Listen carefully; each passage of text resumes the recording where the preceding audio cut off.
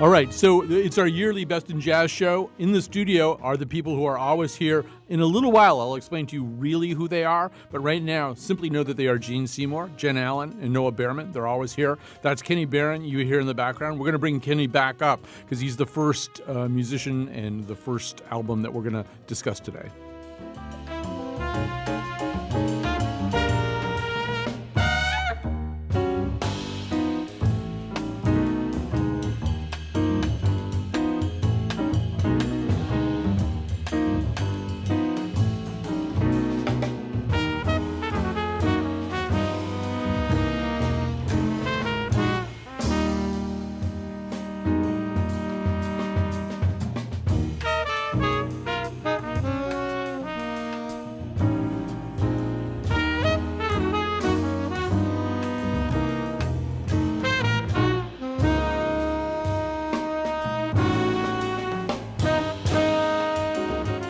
All right, so in just a second, I'm going to flesh out the biographies of our stellar panel, although if you listen every year, you should know who they are already. But before we do that, let's just talk a little bit about this first release. So Noah Behrman, Jen Allen, Gene Seymour, they're in here. And this is the Kenny Barron Quintet of Blue Waters from the album Concentric Circles. Noah, this is one of your nominations. Why don't you tell us about it?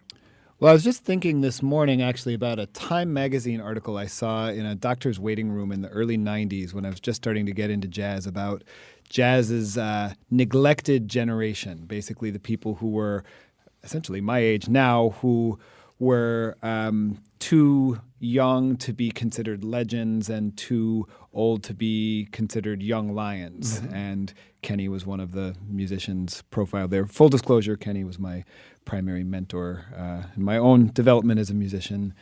And it's been really great to see him embrace his elder statesman status as he's continued to be a vibrant force in the music, and including nurturing young musicians. Most of the people in his current quintet are a generation younger than he, and or maybe a little more, and sort of carrying on that Art Blakey, Miles Davis, Horace Silver legacy of working young musicians through the band. And his own powers are totally undiminished.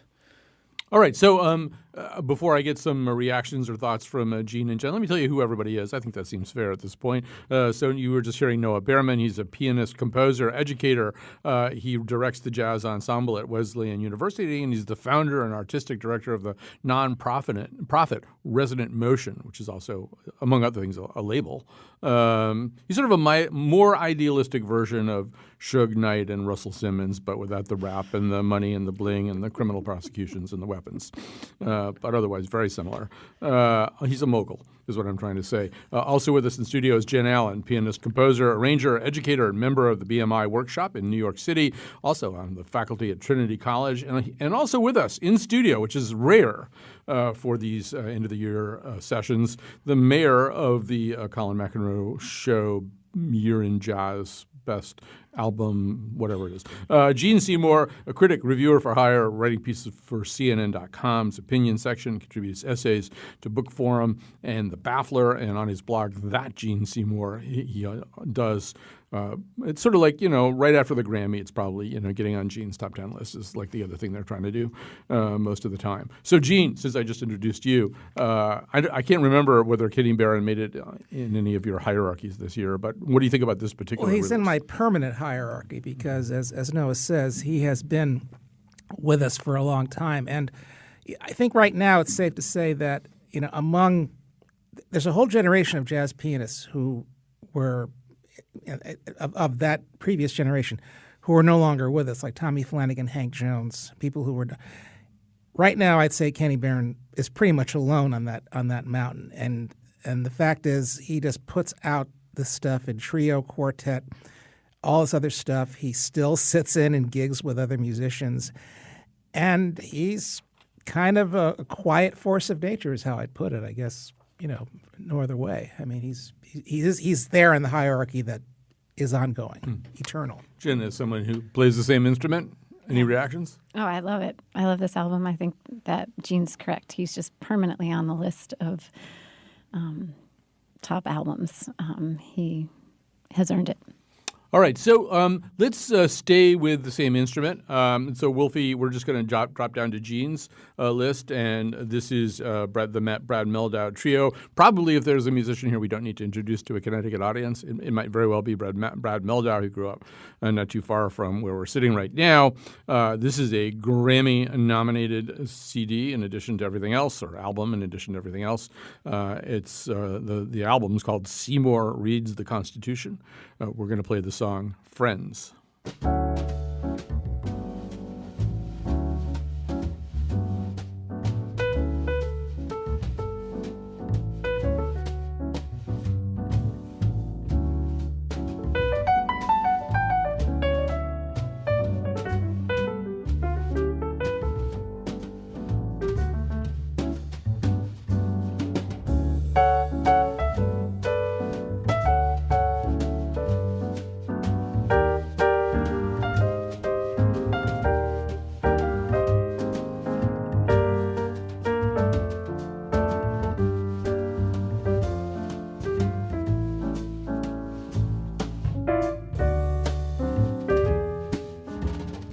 All right, that's Brad Mehldau. Gene, set it up for us. Well, I don't need, just as you don't need to know that's who Brad Mehldau is, you don't need to know that song is a Brian Wilson song, Friends, which are a couple of the standards that Brad brings onto this album to kind of broaden the definition of what it means to do classic pop. I think we're still in that phase now where jazz is beginning to slowly accommodate some of the music from the 60s and 70s. And Brian Wilson, who I think is long overdue for that kind of inclusion, has written songs that adapt themselves as this version suggests. They're not just doing a rock and roll tune. They're playing a standard. And the thing with Mehldau is that the reason I picked this one is that to me it's an example of how someone like Mehldau manages not just to take these familiar chestnuts and thereby broaden the definition or the context of pop music, jazz music, but also he manages to make the song his own. When he plays this, it becomes a Brad Mehldau song, with all of his little inversions and the big chromatic perceptions that he has. I mean, he owes a lot. People talk about his relationship to other jazz musicians, but he's in a bigger game. I mean, we should say the song "Friends" is. I mean, you could know the Beach Boys and know Brian Wilson a little bit anyway, and not know that song because it's it's part of the Beach Boys canon in a slightly more obscure way. Is it on Smile? I think it's on Smile. No, one of those just after Smile. Yeah. So these are all jazz experts, and I really don't know what I'm talking about most of the time, but especially in this context. So I have nothing to contribute except really strange bits of trivia that I've dug up for this show. So are you aware of a Beach Boys connection to one of your other picks this year? Mm-hmm. Yeah, one of the ones we're playing today, actually. Mr. Shorter, perhaps? No. Mr. Lloyd, of course. Yeah. Yes. Mr. Lloyd did Caroline No some years ago. Well, no. So Charles Lloyd, who we're going to play a little bit in a little while, was I guess doing some work with the Beach Boys, and then got into. And I've never heard this, and I'm a little bit of a Brian Wilson freak, but maybe because of that, I've never heard this. So Mike Love, who is either a less appealing person than Brian Wilson or like a totally evil incarnate, depending on who you talk to, he started some band called Celebration that was sort of like a Beach Boys ripoff band, and they put out 2 albums, and Charles Lloyd was sort of, right in the middle of all that, and sounds very right. important. So anyway, that's a little strange little tie-in. So let's do the same thing. We got 2. We never had so many pianists, I think, on the list on the big night. I've just worked out that way, and we've got pianists here in the room. So Noah, go ahead, react.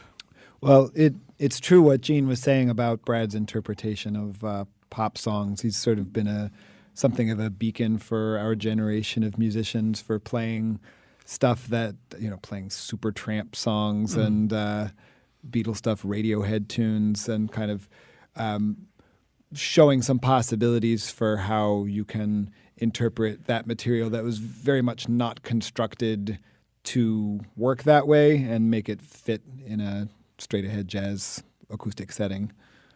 Yeah. And I don't know, is that whole thing, is it over the whole, there was like, if you go back even 10 or 15 years, jazz people, certain kinds of jazz people get really upset, if like Cassandra Wilson sang a Monkees tune or something. And are people kind of over that whole thing or? I mean, I think the natural order of things is that the people who would care about such things are getting older, so there's fewer of them, and they're not. So are the speaking as Monkees, loudly, actually. so fair point.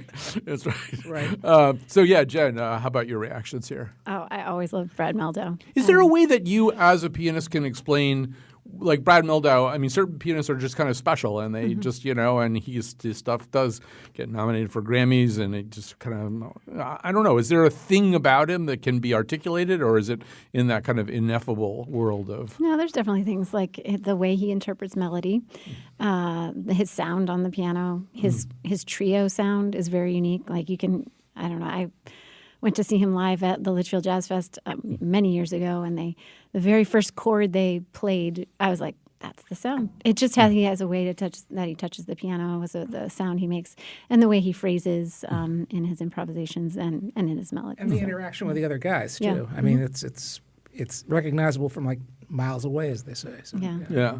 Yeah. One thing that we did this jazz show that Noah helped me put together earlier this year or last year. I've lost track of time, but one of the things that I think is I grasped a little bit more from this live show that we did at Watkinson is how much of jazz is listening. You talked about sort of how he interacts with the other trio players. Mm-hmm. I think most people who aren't musicians think, well, no, you make some kind of noise with your fingers in your mouth or something like that. But like so much of it is just kind of listening to everything else. Yeah, it's just like having a conversation. Exactly. You're having it's conversation. You're reacting. You're putting something out there. So yeah. Okay, I have a question that this is apropos of any of the particular nominees, but I wanted to make sure I remembered to ask it, and I'd love to get all of your reactions to this.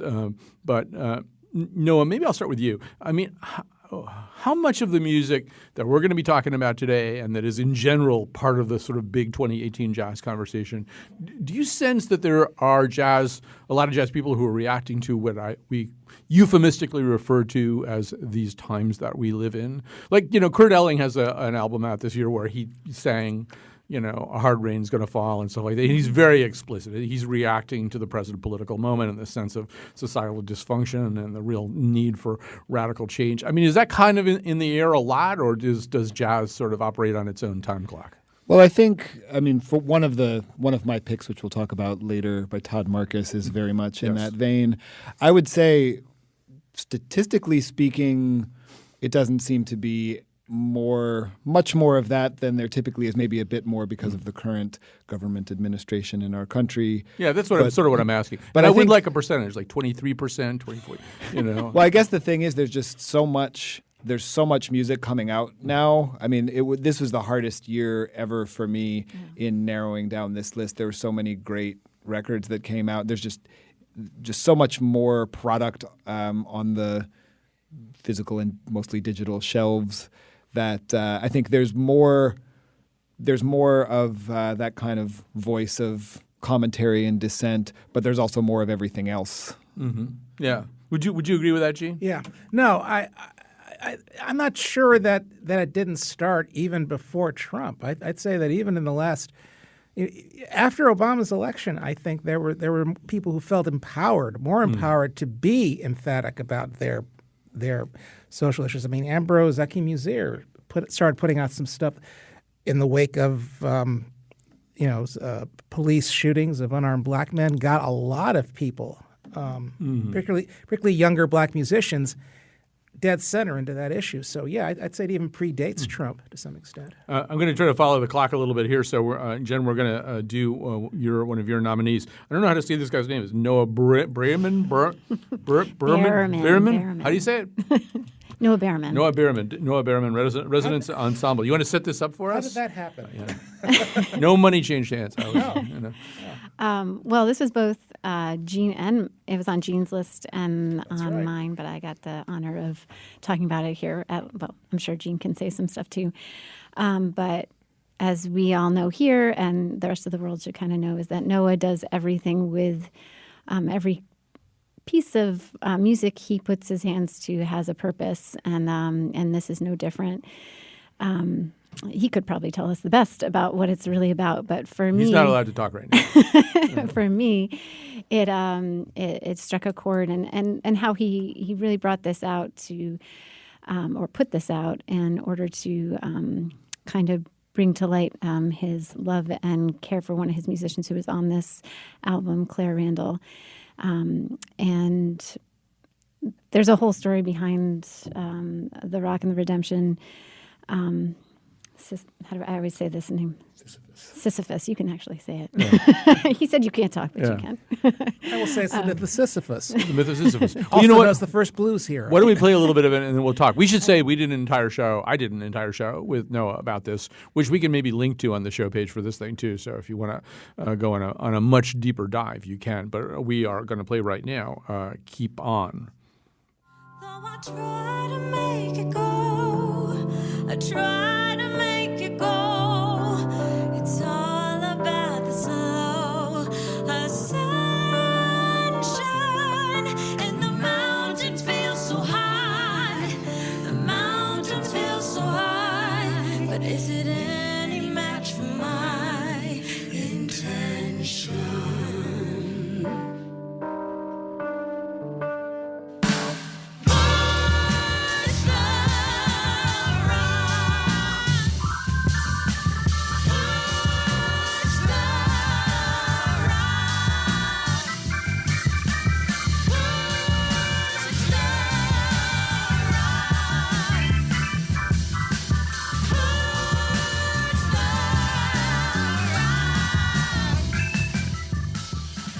So Gene Seymour, this made your list too. It did, and on two fronts. One, I think obviously the personal and emotional investment that was put into this. I think that this was somebody not just putting their heart into something, but also putting their very being into something, and so that I thought deserved, recognition. But I also want to talk about it in a larger context of what's going on with jazz now, and that is that, to me, people always ask, well, where's the next Coltrane coming from? Where's the next Miles Davis coming from? We have to stop asking that question, because what's going on right now, and I think what Noah's doing with this ensemble is emblematic of it, there are new formats and new contexts for the music itself, for presenting the music. I mean, there will always be a place for the trio and the quartet and the horns in front. But the combination of voices, of instruments, this is going on a very broad scale by a lot of musicians, some of them in Noah's generation, some of them younger. And I think that there's not enough attention or focus being placed on that kind of work, and yet some of the most significant and interesting work is being done in those contexts. That's why I thought it was important to recognize Noah's work, not just because of the content, but also because of what it represents in terms of what jazz is doing right now. All right, Noah, you can talk. But you should talk about yourself in the third person. Noah Behrman is a windbag. I appreciate both of you for shouting it out. Thank you. And I want to acknowledge that the album is a benefit for an initiative that the nonprofit I direct, Resonant Motion, has started in the memory of Claire Randall, the vocal soloist you heard on that track. And today would have been her 29th birthday. So if you go to clairescontinuum.com, you can read more about this initiative that we've begun in her memory. Wow. Yeah, we will. I think it's, if you haven't listened to it, the show that Noah and I did when this album came out is worth listening to. We'll try to post it onto our webpage there, and we'll also post a link. Is telling me we'll post a link to the Watkins show that we did too. So we're going to do one more song before we go to a break here. I was so excited to be introduced to this person, and I may not even say her name correctly. Suna Gunnlaugs? Suna Gunnlaugs. Gunnlaugs. So this is an Icelandic pianist. She married a drummer, Scott McLemore. I'm convinced that musicians marry each other more often than people in any other profession. I have no proof of that whatsoever, but it seems to me, well, like Jen, for example. This woman, boy, I just was listening to all kinds of stuff that she played once you cracked the ice, as it were. She's brilliant. Yeah. You want to say anything else about this before we play a little bit of it? Sure. It's the latest album by her trio, though it's a quartet on some tracks. And And she's been doing really wonderful mixtures of straight-ahead jazz and Icelandic music for quite a while. I've known her for more than 20 years, and Scott, the drummer, and her trio and her husband. And she's just a really inspiring and extremely prolific, sensitive, powerful musician. Somehow or other, I wandered over onto her Bandcamp page where she has like the score to this movie called Reykjavik, and it's this kind of really cool, jazzy, noir, Icelandic sounding, I guess, score. Anyway, let's play a little bit of this. First of all, we should say that the album itself is called Ancestry. This is called A Major Deal.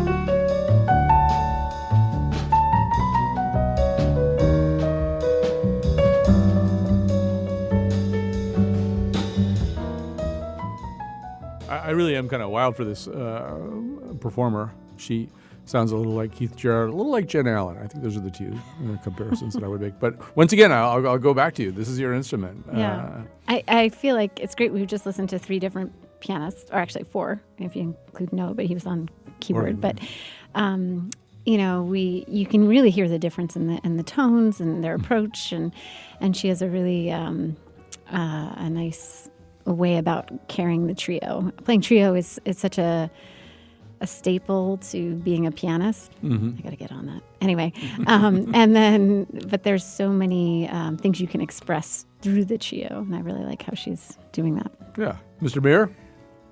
Well, she's got very big ears. You can tell that by the way she plays. She's listening to everything around her, and I'm fascinated by Iceland. I mean, on all levels, Right. with its literature, with its music, and just the whole culture there. Even and, its phone book. yeah. They don't have last names in the phone book. I don't know if that may have changed, but they I didn't. did not know that, Yeah, but until recently they did but not I have figured last that you names. did. Yes, but yes, I know. I'm glad to hear this. I really am. All right. Yeah, it's terrific. I'm just going to be a fan of hers from now Right on. on. All right. So let's take a little break. We're going to come back. We're already behind schedule. I will move the mule team even faster.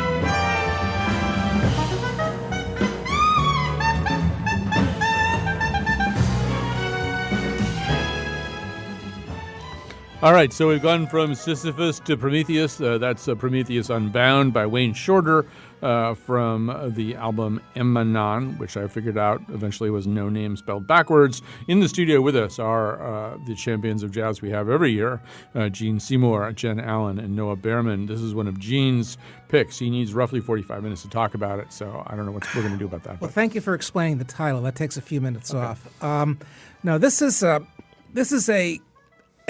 what can only be described as an epical package of music that includes, and I'm not joking about this, a full-color graphic novel, along with 3 discs, from which you have just heard the first, which has Wayne Shorter's quartet, one of the best and most endlessly fascinating music groups around, playing with the Orpheus Chamber Orchestra on original compositions that are spun off this graphic novel. I don't think I have the time to explain what the plot is, if there's such a plot, but Please don't. But just know that if there was any doubt, Colin McEnroe listeners, of the multiverse's existence, this album will completely completely confirm it for you. Well, our listeners are in no doubt about the multiverse. We've Exactly. done it. We did an entire show about I it. know. And they I know know. how it works. We've given the whole subway map. Exactly. Exactly. So yeah, I don't know. I mean, Jen, maybe I don't know, who is Wayne Shorter to you. What is she in your multiverse? What is he in your multiverse? Wow. Again, we don't really have time for this, but he's changed the course of music for so many musicians. The way he composes, the way he plays. I think just even in the sound of it, you start to add the strings. It just has another worldly sound to it. So Wayne has changed the course of music undeniably. Yep. Noah? Yes, all of that. It is an incredible gift to all of us that Wayne Shorter still walks the earth, and I have geeked out so much. This is my number one of the year. Also, this package, and it's amazing and inspiring that he's still so creatively vibrant when the things he did in the 1960s would be enough for him to coast on for the rest of eternity. Mm-hmm. All right. Noah actually has dressed up as one of the characters in the graphic novel today. There's no way we can convey to you what that looks like. But all right, we're going to go from wherever in the multiverse that was to Philadelphia. Orrin Evans flipped the script. This is one of Jen's picks. Do you want to set it up at all, or? I should say this is the Captain Black big band. It's not a full big band. It's a 9-piece band, but it has the full sound of a big band. But I picked this because, well, first I love Orrin. I think he's a great player, and I love the stuff he's putting out. But this specifically hits all the spots for me where I'm like, I really like the angularness of it, the hard-hittingness of it. It's kind of a mix between McCoy and Ornette and everything in there. And this song specifically just leaves you not sure what's coming next. And I like that. We have a question for Wolfie. How many players do you need to have a big band?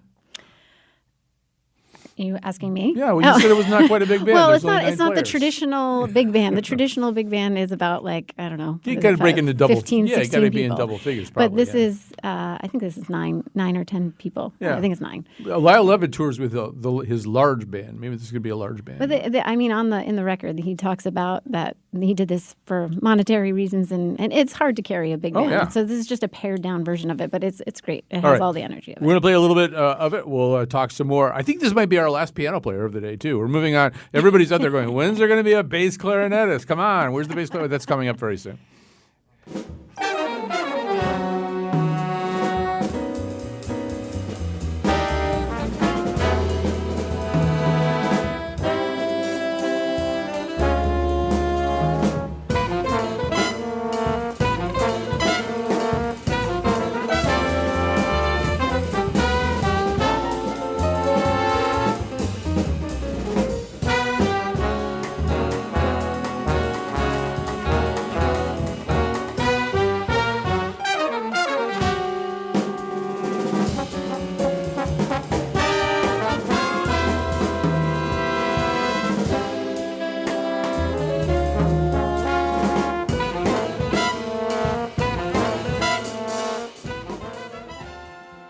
That's Orrin Evans from the Captain Black Big Band, one of several Grammy-nominated albums. I don't know why I decided to care about the Grammy nominations this year. I just decided to. But and he is a Philly musician. Right. And you want to say something about that? I do, actually, because when I was living in Philadelphia, he's one of the crown princes of the Philly jazz scene there. And we didn't mention that he has taken over the piano chair in the Bad Plus Power Group. So From Mr. Iverson, yeah. Exactly. So he has become even more prominent than he was. And this band album, I've seen this band perform, and some of these kind of world within worlds horn arrangements, which seem to kind of spiral into each other. I mean, on this track especially, when you see it live, it's even more like, how did they do that? You know? That's why another reason I like this album, because it is live and you can really feel the energy that they had in those concerts. Yeah. Yeah, I listened to a bunch of things from this album, and I wound up liking some of the other cuts better than I like this one. It's really tremendous and fun and tons of energy. Noah? I'm just going to say, if there's any young musicians listening, in addition to being a wonderful pianist and composer, Orrin, who I've known since he was a teenager, I was also a teenager, is an incredible role model for what it is to be a jazz musician in this era. He's a great nurturer of the scene. He's a great entrepreneur. He's just really taking care of business from all angles. All right, I promised you that because they're, on the Twitterverse already, they're all saying, well, this is just all piano players. Where's the bass clarinetist here? Come on. Jazz is basically bass clarinetists. And so Todd Marcus is coming up here. This is one of Noah's choices. This is from an album called On These Streets. It's called Ground Zero at Penn and North. Let's play it first, and then Noah can say a little bit more about it. Get us going.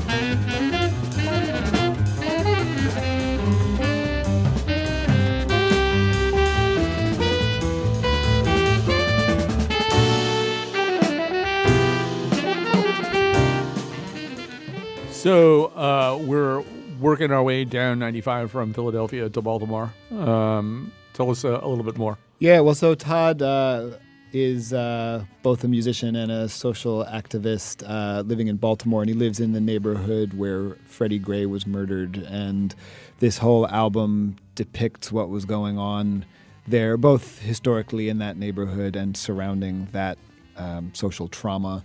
And it, to me, is a particularly inspiring example. Anyone who knows me knows that I have a soft spot for socially conscious art that is successful both in the consciousness standpoint and artistically. And Todd is such a great example with this record in particular of how these two things can be married in a way that enhances both. Like the edge in the music is so clearly imbued with the spirit of his lived experience and that of his community. He, by the way, this organization that he runs called Intersection for Change, Intersection of Change. It's an amazing, multi-pronged organization that does stuff with urban farming and recovery and the arts and Intersection of Change. And it's at intersectionofchange.org. It, in and of itself, is worth checking out. It is. Todd is definitely walking the walk as a person from multiple angles. Yeah. You want to say anything about this, Mr. Mayor? I am not Go to your familiar with microphone. Mr. Marcus, and I am ashamed to say that this is totally new on my radar. But as you say, in both execution and in its conception, it's working, and I think it's probably a process for him right now. I'm guessing, this whole thing that he's doing. This is a process for him. This was new for me before, I saw your list and checking it out. I love all the musicians on the album as well, like Paul Bollenbeck and Warren Wolf and George Colligan, and they're playing as Noah said. So I have to love him because he's doing the things that I also support. So I got to check him out more. So a fun fact here, he is a bass clarinetist who was featured in the first ever World Bass Clarinet Convention in Rotterdam in 2005. Now that's been collapsed into what's called Clarinet Fest, and we got a lot of people writing in to say, when is Clarinet Fest 2019? That's in Knoxville. It's in Knoxville, Tennessee this year. It's usually in Europe, July 24th to the 28th. So They're writing this in now as we're speaking. yeah, they were sending a lot of on Twitter and some Okay. emails and stuff like that. They want to know. All right, so actually, you know what? I don't like clarinets, but I really like this. I mean, it's not like I don't have like this deep ingrained prejudice against clarinets, but if I had to list my favorite instruments, it would be pretty low. But I like this a lot. I don't go to Clarinet Fest is what I'm trying to tell you. All right, so we're going to go now to the aforementioned Charles Lloyd, he of the Evil Mike Love group, but he's so much more than this. This is Charles Lloyd and the Marvels and Lucinda Williams, the country vocalist. Maybe do you want to set this up at all, Mr. Mayor? Yeah, Charles Lloyd just turned 80 this year, and this album and an accompanying tour was meant to celebrate this. And I followed Charles Lloyd since I was a teenager in the 60s, and it astonishes me that I quote Bob Dylan, so much older then, he's younger than that now. Well, at 80, he plays like a youngster, like somebody who's just found the fountain of youth, which for those of us getting older is very inspiring. But this particular group has a lot of talk about interesting contexts. I mean, you've got a steel guitar player and you have Bill Frisell in this band, along with Reuben Rogers on. It's an interesting mix of people. But the element that makes this more fascinating is, of course, Lucinda Williams, a singer about whom I've had mixed feelings over the years. But she has found a home with these guys in ways that just took me completely by surprise, as did this album. Yeah, this surprised me too. This is not a voice that I would associate with jazz. Not that there's really such a thing as a jazz voice, but well, as you'll hear, actually, we should just play it, and then Noah and Jen will say some stuff.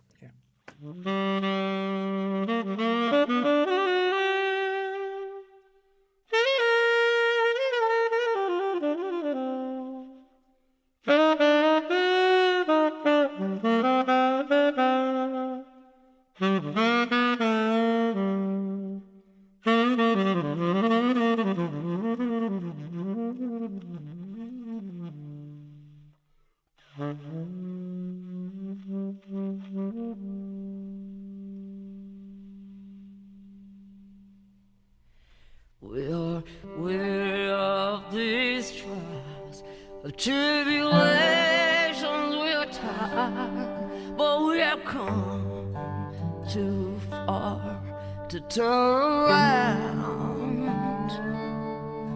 From the city of Atlanta to Birmingham, Alabama, we have come too far to turn around.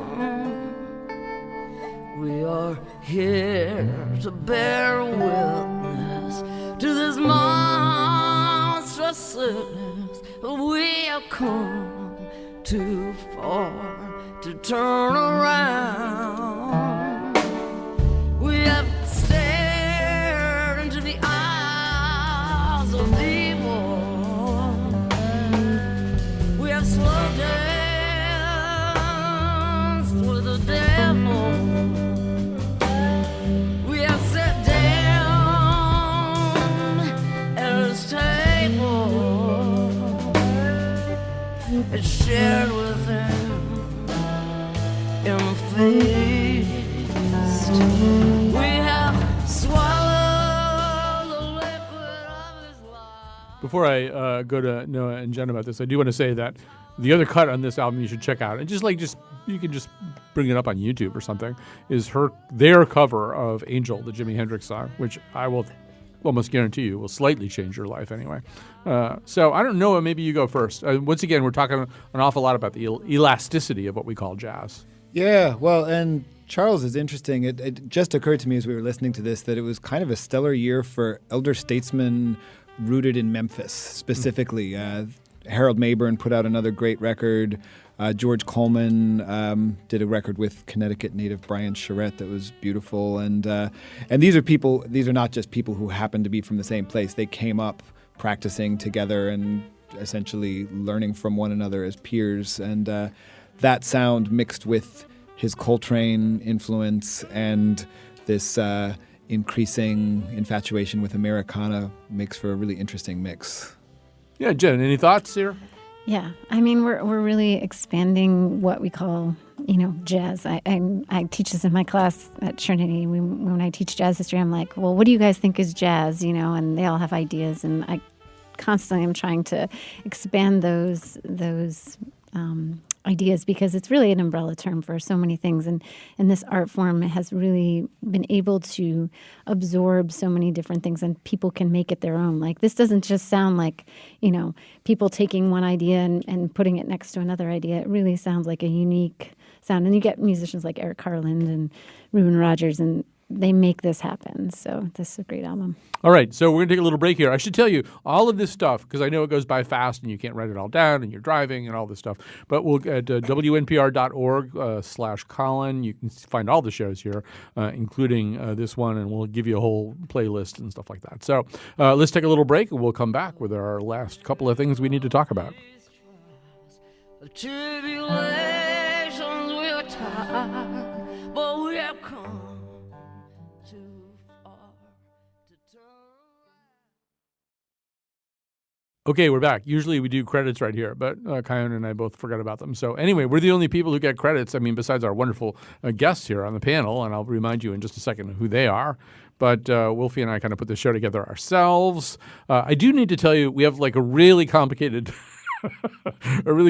thing coming up after today. So tomorrow at 1 o'clock, during our regular 1 o'clock time slot, I'm going to do a show about sort of, the idea that as AI drives out various human activities, human jobs and stuff like that, we will gradually discover things that only human beings can do, or that things that human beings are irreplaceable at, even by the most sophisticated AI. So we're going to try to, wrap our hands around that idea tomorrow. There isn't really a clear roadmap about how to do that. But Josh Nalea, if anybody can do that, probably our producer Josh Nalea will. So, but then at night at 8 o'clock, we're going to do another live show, and that's our end of the year nose panel, where we're just going to talk about how culture was in 2018. We're going to have 9 of our nose panelists in the studio here.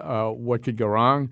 And then, so then the next day, that's Thursday. Then Friday, we will rerun the night show at 1 o'clock and the old 1 o'clock show at 8 o'clock. If you follow me, so we'll have the nose at 1 o'clock on Friday, and then we'll run Josh's show about AI and human beings at 8 o'clock on Friday night. I know none of that made any sense, but it was important for me to say it to you anyway. In the studio, Gene Seymour, a critic, reviewer for hire, writing pieces for CNN.com's opinion section. He contributes essays to Book Forum and The Baffler. And if you want to see his entire top 10 list plus other musings as well, you have to go to the blog, That Gene Seymour. Is there like a This Gene Seymour that you're competing with? Or? No, it's a long story. It's a long story. It's We a won't long tell it. story. All right. Jen Allen, the one and only Jen Allen, is a piano player, composer, arranger, and educator, and member of the BMI workshop in New York City, also faculty at Trinity College.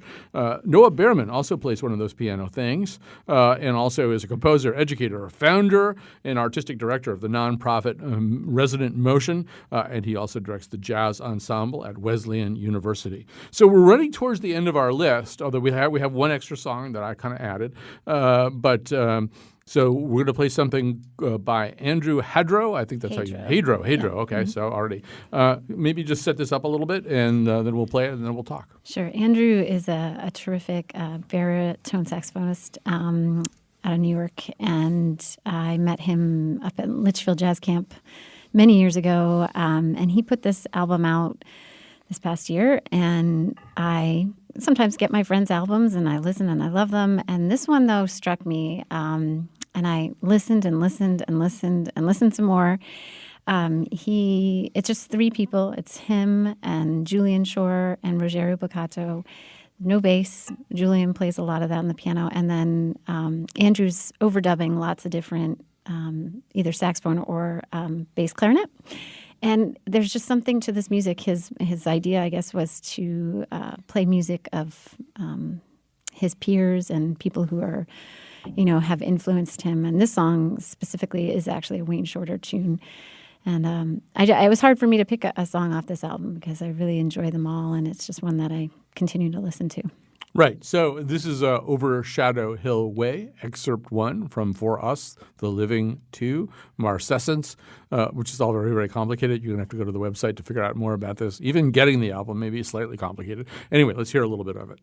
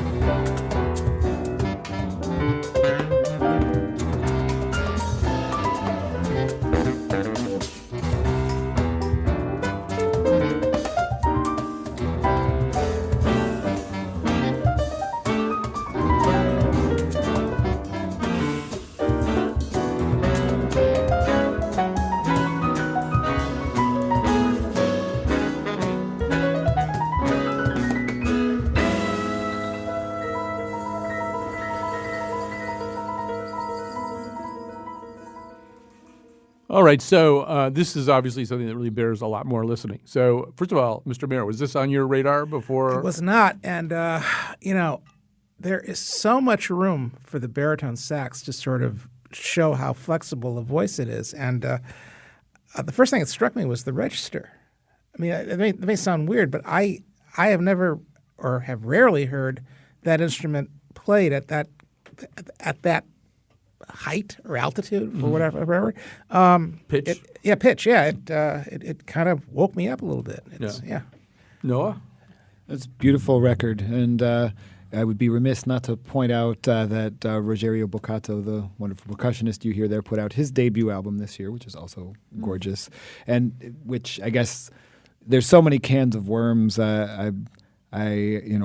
We started with his Kenny Barron album that had Jonathan Blake on drums, who's on a great Lonnie Smith album from this year, and on the Black Art Jazz Collective album from this year. It's as well as Jen's and my new record, Raise Up by Trio 149. I'm holding it up to the microphone so you can see it at home. But it's just a bit overwhelming, frankly, just how much great music is out there. It requires some vigilance, I know, on our part, not to let beautiful things just slip by our consciousness. But yeah, Andrew did beautiful work playing on and arranging this album. Well, the other reason it could slip by is he's got his own label called Tone Rogue Records, I think, and he seems to be not interested in having his music just pop up in some algorithm on some streaming service or something. Like, he wants you to actually know that you want it and go get it and stuff like that. So that's why I said you might have a little bit of a struggle finding this thing. Good for him. So I'm just going to end here, first of all, by thanking Mr. Mayer, Gene, and Noah and Jen, and just we're going to play one little piece of music. This guy, I think he visited us one time, maybe by phone or something, on one of these year-end jazz shows. He's Joel Fromm, and I just saw him twice last weekend, and he's up. He plays on two Grammy-nominated albums. One of them is in Latin jazz, and that is the Daphnis Prieto big band, and then this Freddie Cole, the vocalist Freddie Cole, features Joel very heavily on his new, also Grammy-nominated album, My Mood Is You. So I thought we'd go out with a little bit of Joel Fromm on sax.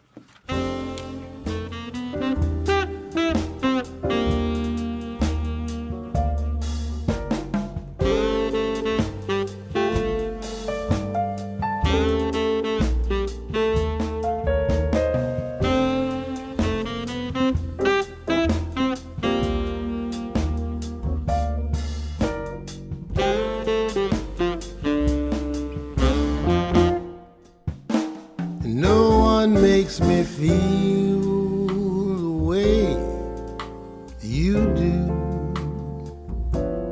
inside,